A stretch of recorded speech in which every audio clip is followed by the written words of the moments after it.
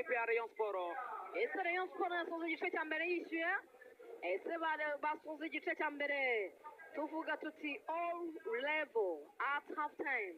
Ibyo nibyo tugiye kureba muri corner rwose isa nkaho isoza igice cya mbere. Bagiye kuduterekeraho inyongera, bahisemo kwipasa, barayipasa hano sasa. Kizamu neza cyane hano, akiza izamu neza cyane uwo bita Uwimana Kevin. Iminota ine inyongera hano kuri Kigali Pele Stadium kugira ngo igice cya mbere kirangiye. Ndashimiye Richard sunika pase kwa Bigirimana Bedi, yawutanze neza cyane kwa Nshimiyimana Emmanuel Kabanga asubiza Bedi, mediateri impeccable, tera mpira muremure neza cyane kwa Habimana Yves, baro irarenga bati ni kona. Imana Yves kabisa ari mu mishaya yo imbere y'izamu rya Rutoneshe rya Ntagisanayo Serge. Kona ikipe ya Sport uburyo bwinshi babonye imbere y'izamu, bakabaye kuba barayipasa kwa Nshimiyimana Emmanuel Kabanga kuri shot ariko deflection, umupira urongera arenga. Kona indi ikipe ya Sport, kona indi ikipe ya Sport igiye guterwa na Tony Kitoga, agiye kwimiminamo hano Tony Kitoga, hatari bayiminamo Tony Kitoga, shakisha mu mitwe hano, akavuye imbere y'izamu hano, barafunga neza cyane, barayikura neza cyane. Masudi Narcisse, dore imihanga iko sasa. Masudi arawutwara, Masudi Narcisse kwandika iburyo, renga mu muhanga abanyabike bwa kabiri, rekura passe kwa Nduwimana Frank, umupira utanga nabo uragenda arenga, ararenga no kurengurwa n'ikipe ya Rayon Sport. Ari kurandika ibumoso na Aziz Bendao.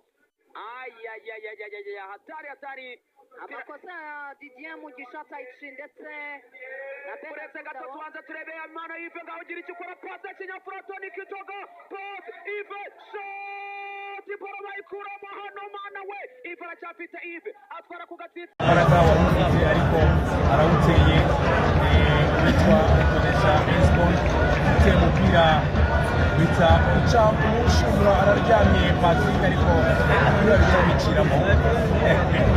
Urabyo rero kiba Olivier ubwo muri bimwe mu buzima byaranze ino sezo harimo n'igitego cyaciye Rutonesha ufite aguha iriya pasi.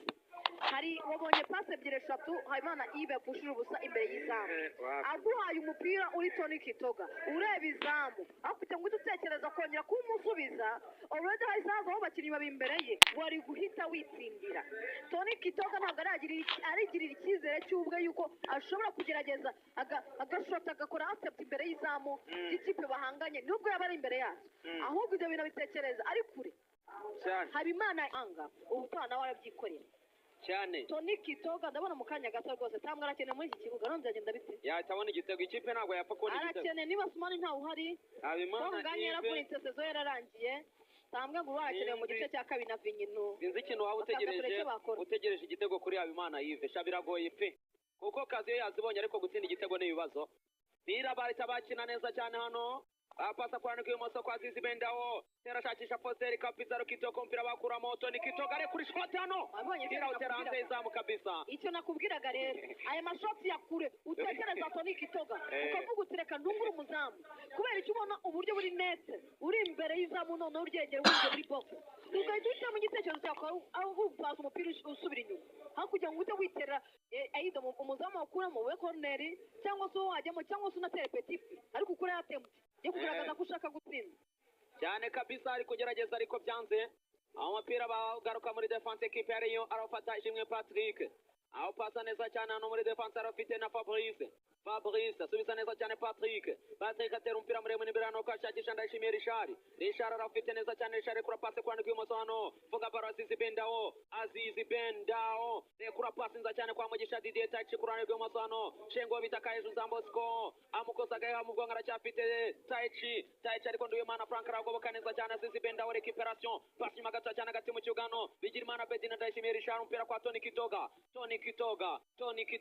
aracyafite Kitoga, Tony Kitoga, pira rawutakaza Tony Kitoga, recuperation Richard, kandagira bita Masudi Narcisse araneneka hano, nta muntu ushaka kubireba ibyo bintu, atera umupira muremure imbere, ashakisha passe kurana kw'iburyo hano, Nshimiyimana Emmanuel Kabanga tawurenzo bita Duru Merci Ikena, kona equipe ya Sport. Duru Merci Ikena, umupira itawushyira muri corner rwose ku mupira mwiza.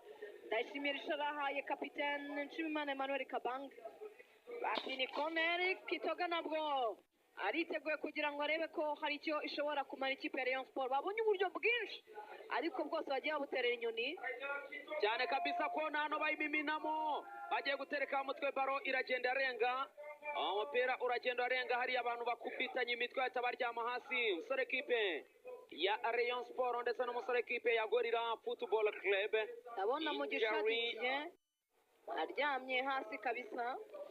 Mugisha Didier Taichi yaba ari ibibazo amutse rwose agize imvune iri grave yaba ari ibibazo pe.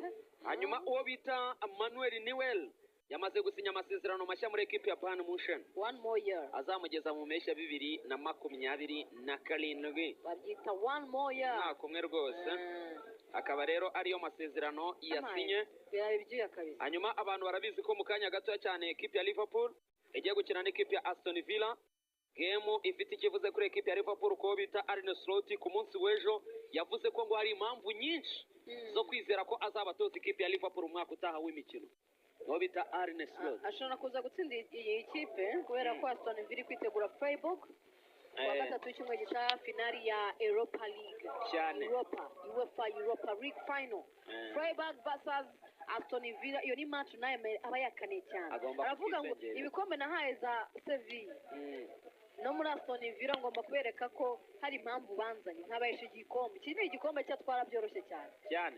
Ubwo rero igice cya mbere kikaba kirangiye hano kuri KPS Kigali Pele Stadium.